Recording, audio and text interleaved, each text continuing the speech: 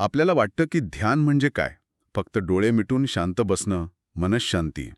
पण जर मी असं म्हटलं की ही एक अशी प्रक्रिया आहे ज्यामुळे तुम्ही तुमच्या मेंदूचे अक्षरशः शिल्पकार बनू शकता, तर आज आपण याच एका मला वाटतं अविश्वसनीय विषयावर सखोल चर्चा करणार आहोत. आपल्याकडे एका प्रसिद्ध न्यूरोलॉजिस्टच्या संशोधनावर आधारित काही उत्तम लेख आहेत आणि आज आपण मेंदूला एका मातीच्या गोळ्यासारखं पाहणार आहोत. आपले अनुभव, विचार, आपल्या सवयी या सगळ्या गोष्टी त्या गोळ्याला सतत आकार देत असतात.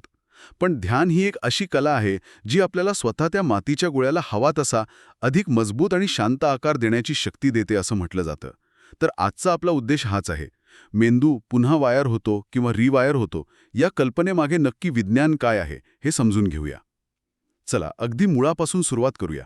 जेव्हा एखादी व्यक्ती ध्यानाला बसते, समजा मी आता डोळे मिटून बसलो, तर माझ्या कवटीच्या आत त्या मेंदूमध्ये नक्की काय सुरू असतं? कोणती रासायनिक आणि विद्युतीय खळबळ सुरू असते? हा प्रश्न खूपच सुंदर आहे, कारण बाहेरून दिसणारी शांतता आणि आत सुरू असलेली उलथापालट यात खूप मोठं अंतर आहे. सगळ्यात मोठी घडामोड म्हणजे मेंदूतील शक्तीचं केंद्रच बदलतं. आपल्या मेंदूमध्ये एक इमर्जन्सी अलार्म सिस्टम आहे, ज्याला अमिगडाला म्हणतात. अमिगडाला? हो, थोडा जरी धोका जाणवला किंवा ताण आला की हा अलार्म वाजू लागतो. ध्यान करताना मेंदू हळूहळू या अलार्म सेंटरकडून आपलं लक्ष काढून घेतो. म्हणजे त्या अलार्मचा आवाज कमी करतो असं म्हणायचंय का? अगदी तसंच, परफेक्ट शब्द आहे. तो आवाज कमी करून मेंदू आपलं लक्ष अधिक विवेकी आणि नियोजन करणाऱ्या भागाकडे वळवतो, ज्याला आपण प्रीफ्रंटल कॉर्टेक्स म्हणतो. हा आपल्या मेंदूचा सीईओ आहे. अच्छा. त्यामुळे होतं काय की तुम्ही तुमच्या भावनांच्या किंवा विचारांच्या प्रवाहात वाहत जात नाही. तुम्ही किनाऱ्यावर उभे राहून ती नदी वाहताना पाहता. तुम्ही एक निरीक्षक बनता. हे खूप इंटरेस्टिंग आहे. म्हणजे विचारांची रेल्वेगाडी डोक्यात सुरूच असते, पण तुम्ही त्या गाडीत बसण्याऐवजी प्लॅटफॉर्मवर उभे राहून ती जाताना पाहता. मला आठवत आहे, सुरुवातीला ध्यान करायला बसल्यावर 5 मिनिटेही शांत बसवत नव्हतं. सतत वाटायचं की मी काहीतरी चुकीचं करतोय. विचारांची एक न थांबणारी साखळी. आणि हाच अनुभव जवळजवळ सगळ्यांना येतो, कारण आपल्याला लहानपणापासून विचारांना पकडून त्यावर काहीतरी करण्याची सवय लागलेली असते. बरोबर ना? ध्यान आपल्याला नेमका याच्या उलट करायला शिकवतं. विचारांना येऊ द्या, जाऊ द्या, पण त्यात गुंतू नका. आणि यामुळे मेंदू एका शांत पण सजग अवस्थेत जातो. भावनिक प्रतिक्रिया देण्याची घाई कमी होते, पण आजूबाजूला आणि स्वतःच्या आत काय चाललंय याची जागरूकता प्रचंड वाढते. आता इथे मला एक प्रश्न विचारावासा वाटतो. अनेक जण म्हणू शकतात की हे सगळं ऐकायला खूप छान वाटतंय, पण हा एक प्रकारचा प्लेसिबो इफेक्ट असू शकतो. म्हणजे ध्यान केल्याने मला शांत वाटेल असं आपण मानतो, म्हणून आपल्याला खरंच शांत वाटायला लागतं. तर मग या मानसिक समाधानात आणि मेंदूत होणाऱ्या खऱ्या बदलांमध्ये फरक कसा करायचा? खूपच महत्वाचा मुद्दा आहे हा. आणि खरं तर याच प्रश्नाने शास्त्रज्ञांना अनेक वर्ष कोड्यात टाकलं होतं. पण आता आपल्याकडे fMRI स्कॅनसारखं तंत्रज्ञान आहे, ज्यामुळे आपण मेंदूच्या आत प्रत्यक्ष पाहू शकतो की नक्की काय घडतंय. हार्वर्ड विद्यापीठात आणि इतर अनेक ठिकाणी झालेल्या अभ्यासांमध्ये हे स्पष्टपणे सिद्ध झालं आहे की हे बदल केवळ वाटण्यापुरते मर्यादित नाहीयेत, ते मेंदूच्या भौतिक रचनेत म्हणजे त्याच्या हार्डवेअरमध्ये होतात. एक मिनिट. म्हणजे ही गोष्ट फक्त मानसिक पातळीवर नाहीये. आपण प्रत्यक्ष आपल्या मेंदूचा हार्डवेअर बदलत आहोत. ही कल्पनाच अविश्वसनीय आहे. म्हणजे तणाव हा आपला स्थायी भाव नाही, तो बदलता येतो, हे यातून सिद्ध होतं? अगदी बरोबर. आणि इथेच न्यूरोप्लास्टिसिटी ही संकल्पना येते. म्हणजे मेंदूची अनुभवानुसार स्वतःला बदलण्याची क्षमता. या अभ्यासांमध्ये 2 मोठे आणि ठोस बदल दिसून आले. पहिला बदल म्हणजे तो जो इमर्जन्सी अलार्म आहे, म्हणजे अमिगडाला, हां. त्याचा आकार आणि त्याची संवेदनशीलता कमी होते. अच्छा. याचा दैनंदिन जीवनात काय परिणाम होतो? याचा अर्थ असा की मेंदूची धोक्याची सूचना देणारी इमर्जन्सी बेल कमी संवेदनशील होते. म्हणजे जिथे आधी ऑफिसमधील छोट्याशा गोष्टीवरून किंवा ट्रॅफिकमध्ये अडकल्यावरही तो अलार्म वाजत होता आणि ताण निर्माण होत होता, तिथे आता तो फक्त खऱ्या धोक्याच्या वेळीच वाजतो. बाकी वेळी शांतता असते.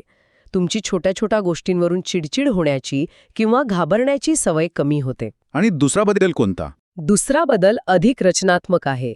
जो आपला विवेकी सीईओ आहे, म्हणजे प्रीफ्रंटल कॉर्टेक्स, त्या भागातील न्यूरल कनेक्शन्स अधिक दाट आणि मजबूत होतात. याला असं समजा की मेंदूतल्या 2 महत्वाच्या शहरांना जोडणारा हायवे अधिक रुंद आणि वेगवान होतो. त्यामुळे माहितीचे देवाणघेवाण जलद आणि सुरळीत होते, ज्यामुळे निर्णय घेणं सोपं जातं. असं म्हणता येईल का? अगदी बरोबर. यामुळे तुमची एकाग्रता वाढते, भावनिक नियंत्रण सुधारतं आणि विचारपूर्वक निर्णय घेण्याची क्षमता वाढते. थोडक्यात सांगायचं तर तुम्ही तुमच्या भावनांचे गुलाम न राहता त्यांचे मालक बनता.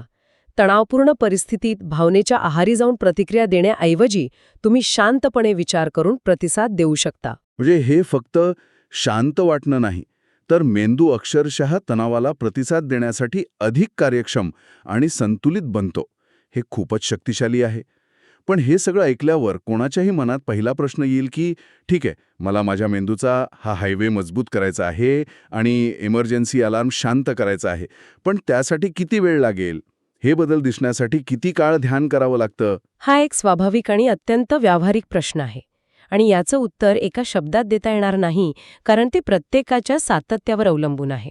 पण साधारणपणे संशोधनात असं दिसून आले आहे की दररोज 20 ते 30 मिनिटे ध्यान केल्यास काही आठवड्यातच त्याचे मानसिक फायदे दिसू लागतात. मानसिक फायदे म्हणजे नेमके कोणते फायदे? व्यक्तीला स्वतःला जाणवू लागतं की त्यांचं लक्ष अधिक केंद्रित होत आहे. कामावर जास्त वेळ फोकस करता येतोय. छोट्या छोट्या गोष्टींनी होणारी चिडचिड कमी झाली आहे. रात्री झोप शांत लागतीये. हे सुरुवातीचे अनुभवावर आधारित बदल आहेत. आणि मेंदूच्या रचनेतील ठोस बदल, ज्याबद्दल आपण बोलत होतो, अमिगडालाचा आकार कमी होणं वगैरे, त्यासाठी किती वेळ लागतो? त्यासाठी थोडा अधिक वेळ आणि सातत्य लागतं. मेंदूच्या रचनेतील ठोस बदल, जे स्कॅनमध्ये दिसू शकतात, ते अनुभवायला साधारणपणे काही महिने ते काही वर्षांचा सातत्यपूर्ण सराव लागतो. हे जिममध्ये जाऊन शरीर कमावण्यासारखं आहे. एका दिवसात किंवा एका आठवड्यात शरीर बदलत नाही की नाही. हां, त्यासाठी नियमित व्यायाम लागतो. ध्यानाचंही तसंच आहे. आणि समजा काही महिने सराव केल्यानंतर मी तो थांबवला, तर काय होईल? तो मजबूत झालेला हायवे पुन्हा अरुंद होईल का? तो अलार्म पुन्हा जोरात वाजायला लागेल का? हा धोका नक्कीच असतो. जर सराव पूर्णपणे बंद केला तर काही फायदे हळूहळू कमी होऊ शकतात. हे खरंय, जसं व्यायामाचं असतं. पण यात एक चांगली गोष्ट अशी आहे की दीर्घकाळ ध्यान केलेल्या लोकांमध्ये जागरूकता आणि तणाव सहन करण्याची क्षमता बऱ्याच अंशी टिकून राहते, असं दिसून आलं आहे. मेंदूने जे नवीन न्यूरल पाथवेज तयार केलेले असतात, ते पूर्णपणे नाहीसे होत नाहीत. अच्छा, म्हणजे एकदा सायकल चालवायला शिकल्यावर आपण विसरत नाहीत, तसंच काहीसं आहे. कदाचित सुरुवातीला थोडा तोल जाईल, पण मेंदूला ते आठवतं. उत्तम उदाहरण आहे. अगदी तसंच. त्यामुळे पुन्हा सराव सुरू केल्यास ते फायदे खूप लवकर परत मिळवता येतात. मेंदू ती सवय पुन्हा पटकन उचलतो. हे खूप आश्वासक आहे की एकदा मेंदूला हे नवीन मार्ग सापडले की तो ते पूर्णपणे विसरत नाही. पण हे मार्ग तयार करण्यासाठी आणि ते टिकून ठेवण्यासाठी सरावाची सर्वोत्तम पद्धत कोणती?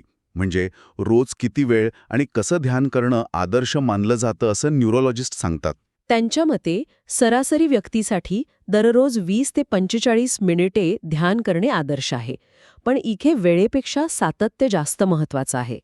म्हणजे आठवड्यातून एकदा 2 तास बसण्यापेक्षा दररोज 15 मिनिटे बसणं हे जास्त प्रभावी ठरतं. कारण तुम्ही तुमच्या मेंदूला रोज थोडा थोडा पण नियमित व्यायाम देत असता. आणि पद्धतीबद्दल काय सांगाल? कारण ध्यानाचे अनेक प्रकार आहेत. कोणती पद्धत निवडावी? सुरुवातीसाठी सर्वात सोपी आणि प्रभावी पद्धत म्हणजे शांत वातावरणात आरामशीर पण ताठ बसून आपलं संपूर्ण लक्ष आपल्या नैसर्गिक श्वासावर केंद्रित करणे. श्वास आत येतोय, बाहेर जातोय. फक्त या प्रक्रियेचे साक्षी बनणे. अर्थातच मनात विचार येतील, ते येणारच आहेत. आणि मग त्या विचारांचं काय करायचं? त्यांना थांबवण्याचा प्रयत्न करायचा का? नाही, अजिबात नाही. हीच सर्वात मोठी चूक लोक करतात. विचारांशी भांडायचं नाही, त्यांना थांबवायचा प्रयत्न करायचा नाही. त्यांना फक्त येऊ द्यायचं आणि जाऊ द्यायचं. जसं आकाशात ढग येतात आणि जातात तसं. आपलं लक्ष पुन्हा शांतपणे श्वासावर आणायचं. यालाच माइंडफुलनेस म्हणतात. विचारांवर कोणताही चांगला किंवा वाईट असा शिक्का न मारता त्यांना फक्त पाहणं हीच निरीक्षकाची भूमिका आहे. हे ऐकायला सोपं वाटतं, पण करायला खूप कठीण आहे. पण या सगळ्याचे फायदे पाहता हा प्रयत्न नक्कीच महत्त्वाचा वाटतो. पण आता मला एका वेगळ्या बाजूने प्रश्न विचारायचा आहे. आपण इतके फायदे पाहिले, पण याची काही नकारात्मक बाजू असू शकते का? याचे काही दुष्परिणाम किंवा धोके असू शकतात का? हा प्रश्न विचारणं खूप गरजेचं आहे. कारण ध्यानाला अनेकदा पूर्णपणे सकारात्मक आणि 100% सुरक्षित मानलं जातं आणि बहुतांश लोकांसाठी ते तसंच असतंही. पण काही विशिष्ट परिस्थितीत विशेषतः योग्य मार्गदर्शनाशिवाय काही आव्हानं निर्माण होऊ शकतात. आव्हानं, उदाहरणार्थ उदाहरणार्थ, समजा एखाद्या व्यक्तीला एखादा जुना मानसिक आघात म्हणजे ट्रॉमा असेल, जो त्यांच्या नकळत मनात कुठेतरी खोलवर दाबला गेला आहे. जेव्हा तुम्ही तीव्र ध्यान करता, तेव्हा मनातील नेहमीची गडबड शांत होते. या शांततेत त्या दाबलेल्या आठवणी किंवा भावना अचानक पृष्ठभागावर येऊ शकतात. अरे देवा. मग अशा वेळी काय होऊ शकतं? अशावेळी जर योग्य मार्गदर्शन किंवा मानसिक आधार नसेल, तर ती व्यक्ती खूप घाबरू शकते किंवा भावनिकदृष्ट्या अस्थिर होऊ शकते. काही जणांना तात्पुरती अस्वस्थता, तीव्र भावनिक संवेदनशीलता किंवा स्वतःपासून थोडे वेगळे झाल्याची भावना, ज्याला डिसोसिएशन म्हणतात, ती जाणवू शकते. हे सहसा हानिकारक नसतं, पण ते एक लक्षण आहे की खोल मानसिक प्रक्रिया सुरू झाली आहे आणि त्याला सामोरं जाण्यासाठी मदतीची गरज आहे. म्हणजे याचा अर्थ ज्यांना मानसिक आरोग्याच्या समस्या आहेत त्यांनी अधिक काळजी घ्यायला हवी. होय. म्हणूनच जोखीम कमी करण्यासाठी प्रशिक्षित मार्गदर्शकाच्या देखरेखीखाली सुरुवात करणं नेहमीच चांगलं. हळूहळू सरावाचा वेळ वाढवणे आणि आपल्या अनुभवांबद्दल, मग ते चांगले असोत वा वाईट, मोकळेपणाने बोलणे महत्वाचे आहे. ध्यान हे एक शक्तिशाली साधन आहे आणि कोणत्याही शक्तिशाली साधनाचा वापर काळजीपूर्वकच करायला हवा. तर या सगळ्या चर्चेचा अर्थ काय? आपल्या स्रोतांवरून हे स्पष्ट होतं की ध्यान हे केवळ आराम करण्याचे किंवा तणाव कमी करण्याचे तात्पुरतं साधन नाही. ते आपल्या मेंदूला सक्रियपणे आकार देणारे, त्याला आपल्या इच्छेनुसार घडवणारे एक शक्तिशाली उपकरण आहे. आपण आपल्या मेंदूच्या वायरिंगला अधिक शांत, स्थिर आणि तणावाला तोंड देण्यासाठी अधिक सक्षम बनवू शकतो. सुरुवातीला आपण जी मातीच्या गोळ्याची कल्पना केली होती ती खरी आहे. आपणच आपले शिल्पकार आहोत. अगदी बरोबर. आणि ह्यातूनच एक खूप खोल आणि महत्वाचा प्रश्न निर्माण होतो. या संपूर्ण चर्चेतून एक गोष्ट स्पष्ट होते की ध्यान आपल्याला आपल्या विचारांवर आणि भावनांवर कोणतीही प्रतिक्रिया न देता त्यांना फक्त पाहण्याची संधी देतं. ते ढगांसारखे येतात आणि जातात आणि आपण एक अलिप्त निरीक्षक म्हणून ते पाहू शकतो. मग ह्यावर विचार करण्यासारखी गोष्ट ही आहे की जर आपण आपले विचार आणि आपल्या भावना यांना बाहेरून एका निरीक्षकाच्या भूमिकेतून पाहू शकतो, तर मग आपण नक्की कोण आहोत? आपले चंचल विचार आणि बदलत्या भावना, की त्या सर्वांना शांतपणे पाहणारा तो साक्षी?